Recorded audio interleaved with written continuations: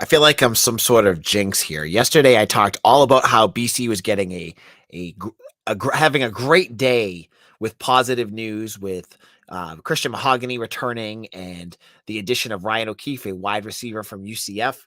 Well, um, it all comes back to bite me in the butt as today Boston College got more bad news as tight cornerback Antonio Cotman backs off his commitment and decommits from the Eagles. We're going to get into that and a lot more on today's Locked On BC. You are Locked On Boston College, your daily podcast on the Boston College Eagles, part of the Locked On Podcast Network, your team every day.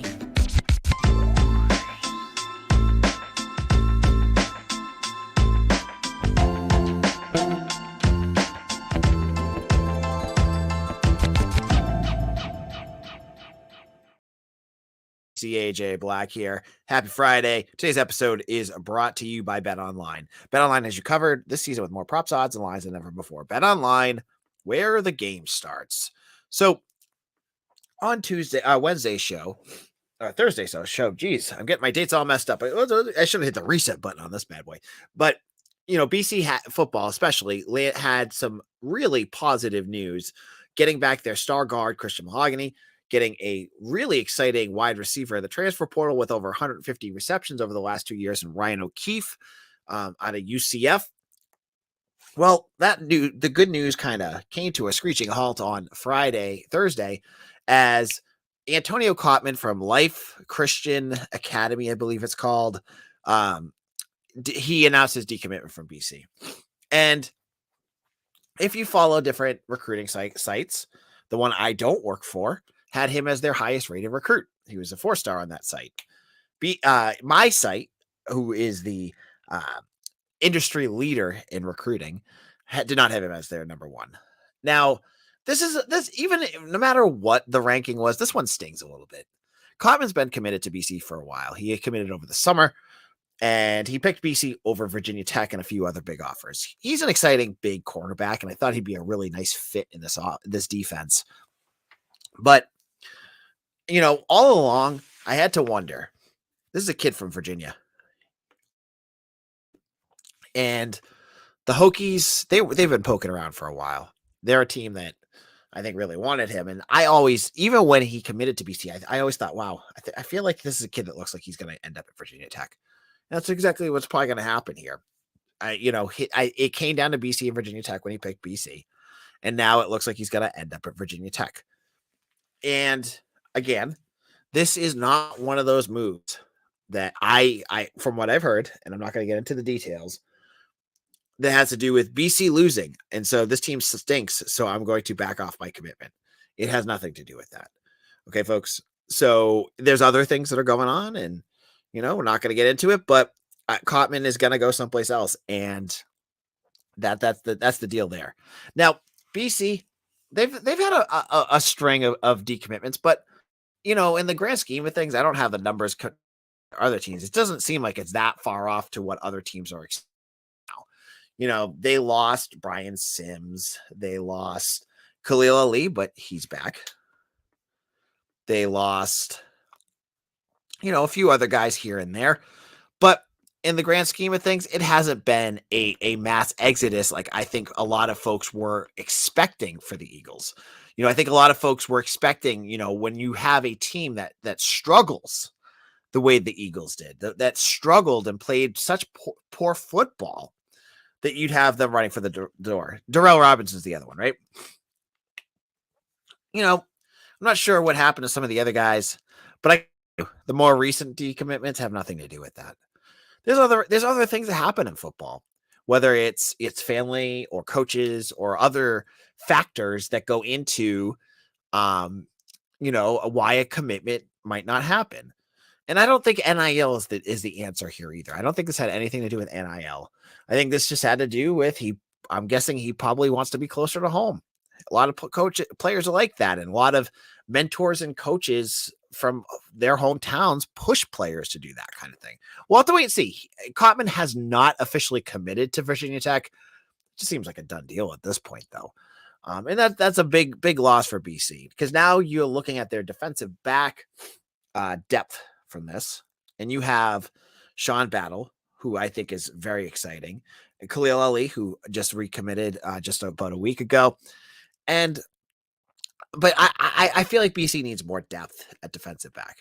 I feel like, um, you know, this is a program that has some need, at defensive back to get some depth there, and they don't have it right now. And Cotman would have been a nice addition to that. So this one does sting more. This definitely stings more than Darrell Robinson the other day. It absolutely stings more than that. I would put it more on the level of like Khalil Ali. Khalil Ali, when he decommitted, I thought was that one stung. That one stung too. But now he's back. I don't expect Cotman to be back. I think this is it. I think he's going to leave. Now, Dennis Monahan in our comment section. Dennis is a great fan of this podcast, always in there. He has a question saying, if the recruiting ended today, would it be higher or lower than last year? It would be lower. I don't have the numbers in front of me right now, so I am just winging it. But just based off of what I know from what I've been following along with, I know that BC has a definite lower class rank. I think they were in the 50s last time I checked. Yeah, they're 51 right now. And then in 2022, I'm going to pull it up while we're chatting so that I get you the official numbers. They were 51 last year. So they're 51, and I just said they were 52. So they're one they're one below. And no, they're the exact same rank. They're 51 and 51. But I have to look to see if if Cotman is off. Yeah, Cotman's off this list. So right now they have exactly the same recruiting ranking as last year. Now, will they get any other recruits before the end of the national early signing period? I mean, I guess. I know they're pushing for a offensive lineman, and I want to from Philadelphia. His name's Naquil Bertrand. I mentioned him on here before. He's committed to Texas A&M right now, but he's looking around. I know he has a visit with Nebraska this weekend, but I know the staff really likes him. He's an offensive lineman. He would be a big addition for them. Obviously, Roderick Pleasant, but folks, I know we've talked about Pleasant a lot, but a 3-9 season when you're battling across the country, when he's got like USC and Oregon on there, I just don't see that one happening. So I think, Bertrand right now is the name that sticks out, but they've been offering other players too. So we'll have to wait and see. But this loss of Cotman's a big one. It's definitely one that stings more than others, and you just hate seeing it because it's a position of need for BC. So that's it on that one. But in a moment, people have been asking me, and I want to kind of give you my thoughts on this. Do we think the coaching staff is definitely going to stay the way it is right now, or do we think that it's going to change before the start of the season? And I'm going to get into my thoughts on that in just a moment. But before I get into that, I want to tell you about our friends over at Locked On ACC. It's hosted by the great Candace Cooper. She has a rotating list of hosts, and I think right now it's a lot of Kenton Gibbs for the foreseeable future, but I'll be on there too. And it's great. If you need to check out. Candace is awesome. Candace is so much fun to listen to. Check out Locked On ACC wherever you get your podcasts. Now, if you have not done so already, you need to also check out BetOnline. BetOnline.net is your number one source for sports betting info, stats, news, and analysis. Get the latest odds and trends for every professional amateur league out there. From pro football to college bowl season to basketball and World Cup, they've got it all at BetOnline.net. And if you love sports podcasts, you can find those at BetOnline as well. We're always the fastest and easiest way to get your betting information. Website today or use your mobile device to learn more. BetOnline, where the game starts. Locked On BC, AJ Black here. And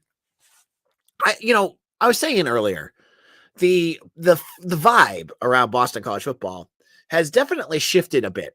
And I'm not going to say a ton, to being more positive, to being more feeling like there's some optimism for next year with the addition of Christian Mahogany, Kyle Hergel, and Ryan O'Keefe to the roster. you're starting to feel like, okay, he's pushing right now. He's looking at what this team needs and he's addressing it. But with every positive that you say, you usually get a retort of, well, they haven't done anything on the coaching staff, so why does that matter? And I think that's fair. I think it's a fair critique because the team played like crap. When you finish the season 3-9, there's going to be changes. You have to have heads roll at some level. If you're not going to move on past your head coach and whatever you want to think of that, I've already made my thoughts clear on that. Staff needs to shuffle as well, because clearly what you were doing was not happening. Now, it was not working, excuse me. Now, if you've been following along with the recruiting trail, you've seen these coaches from last year all over the place. And it doesn't matter what position they coached, they're out there. And that includes offensive line coach Dave Deguglielmo, who, I'm going to admit, we were wrong about it on this podcast. We had so much fun talking about his big dog stuff at the beginning of the summer. And now it seems so cringy because he was not able to do anything with this offensive line. Look, BC got hammered with injuries. Absolutely. They also lost a whole bunch of players into the NFL draft. That being said, tell me an offensive lineman that Boston College threw out there that showed significant growth. I'll wait because the list is short. You could argue that Drew Kendall showed some improvement because he was a train wreck to start. He got serviceable by the end of the year. Ozzie Trapillo, better, I don't think is the word I would use for him. I think he definitely didn't regress, but I don't think he took the steps that many of us expected that he would, given that it was his first full year as an offensive lineman. So you look up and down this offensive lineman, and then you have all the offensive linemen that were, thrown in there, and some of them were bigger liabilities than others, just because they struggled. At the end of the day, the buck has to stop somewhere, and that usually has to stop with the coaching staff. You would think that at some point, one level of this coaching staff would get, dinged by this. And we haven't seen any of that happen. You look at the recruiting trail, right? You see Dave Deguglielmo still out there. And I get it. Folks are freaking out about this because they're like, why is he still out there? Folks, you got to understand how this game's played. College football is a dirty business. I think if you're listening to this, you already know that. That's not, I'm not telling you anything you don't know. But they're out there at a big time in a program's calendar. National Signing Day is less than a week away. This is the day where you get pen to paper on all these kids that you want to come to your school. What kind of optics would it send to those kids if you go out there and you fire coaches before the start of that signing period? It would be bad. You would hemorrhage. Like, you think that BC's losing recruits right now, you'd hemorrhage them if you started selling off or releasing positional coaches that connected with these kids. So when I see Dave Deguglielmo out there on recruiting trails, to me, that means nothing.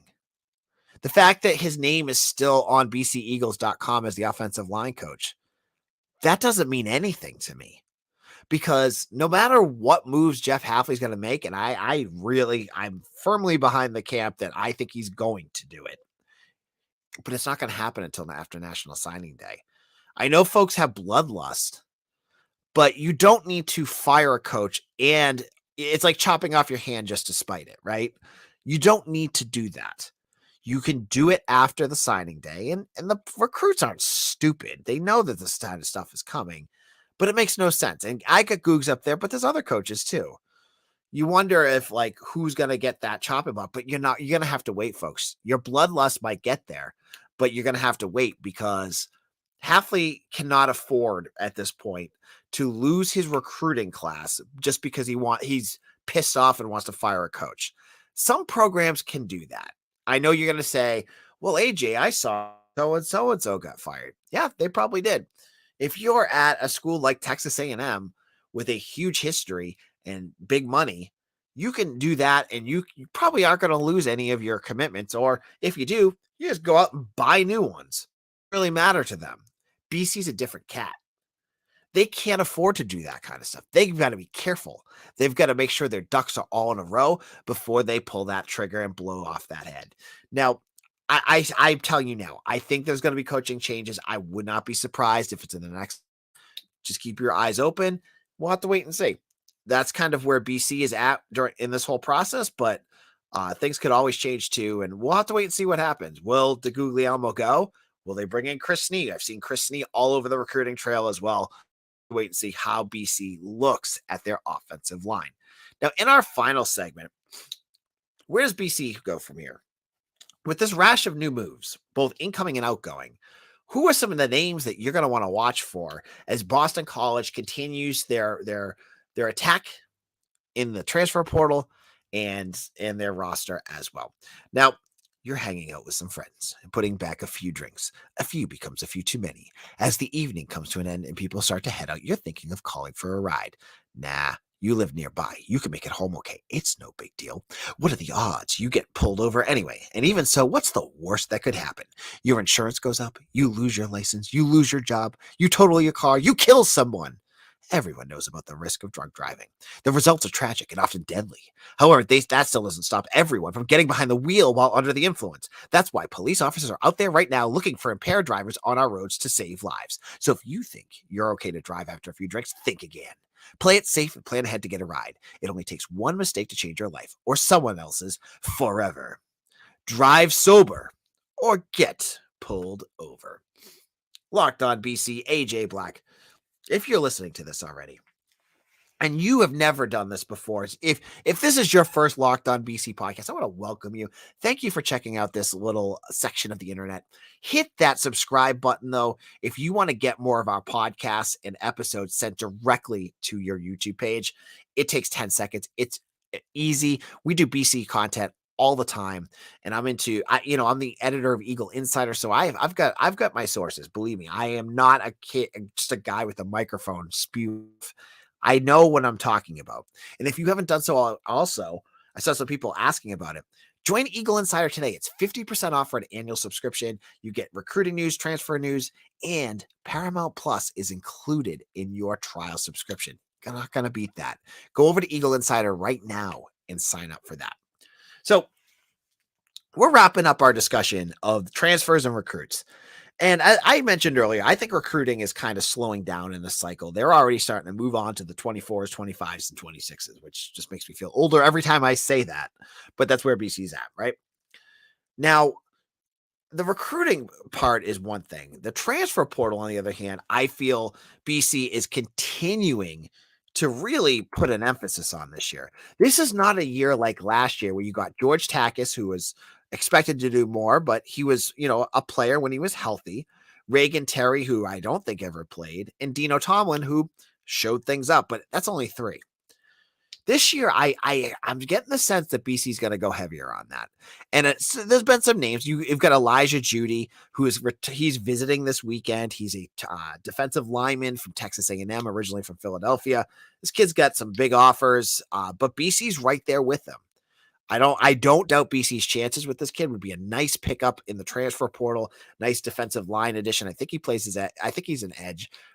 And he's a former 4-star. Would be nice for the Eagles to add that to their position, which I think, is good, but we could also really add some depth to it as well. Another positional player I just saw, and this was just in the last, 2 hours before I posted this, is Josiah Johnson, who is a tight end from UMass. Had 24 catches last year, 11 catches the year before. If you're expecting tight end help, this, is interesting. I don't know much about him. He's from Florida, and he's got a little bit more eligibility left. I've said all this offseason that I think BC needs to add some tight end depth. We don't know what Takis is going to. Whittier, you have Jeremiah Franklin, who had a tough year. You need some depth. So that's not a bad one. I'm always a little hesitant with UMass transfers, though, if you know what I mean. Like, I'm not the biggest fan of those kinds of guys, but we'll have to wait and see what happens there. I've had people ask me about kickers. I don't think they're going to go after kickers in the transfer portal. Just don't see it happening. Connor Litton had a tough year. Absolutely, he was not very good. But as I said, I've said this on the podcast in past episodes. Kickers are fickle bunches. Like, if you want to talk about a position on football teams that are giant head cases, it's kickers, because their jobs are measured by an inch. Like, an inch this way, it's a good inch, and this way, it's not good. So I don't feel like the need for BC to go out there in the transfer portal and get kickers. I don't think that's what they need. Running back, though, that is a position that I am interested in. And BC had a new offer out in the last 24 hours that I think was another interesting name to watch for. And I believe he's a Vanderbilt. Nope. He's not Vanderbilt. He's a running back. They've been offering running backs all up and down the transfer portal. And I think it's been something interesting to watch as BC continues to look at it. Conte Carson was a Division II player. I expect that to be a, what do you call it? Walk-on. Couldn't think of the word walk-on. Definitely think he might be a walk-on. But they've been pushing around and looking at what they can get. I think running back will be another one. I still think offensive line is still a position they're going to look at. I think it's a position I'm really interested to see what they do. Do they go for a guard? Do they go for a tackle? I mean, Schaefer's a guard. That would be giving you depth, because you have Mahogany and then two guards, but I would love to see a tackle. We'll love to see them go for a tackle, and we'll have to wait to see what they do. On tomorrow's show, we're going to wrap up this week. Actually, Monday's show. Today's Friday. Lost track of time. I've had a busy non-BC week, Eagle Insider week. So I will be much less tired next week. But I thank you all. And if you have not done so already, follow me on Twitter at AJBlack_BC. Hopefully Elon Musk doesn't ban me on Twitter, as he's been doing a lot of people.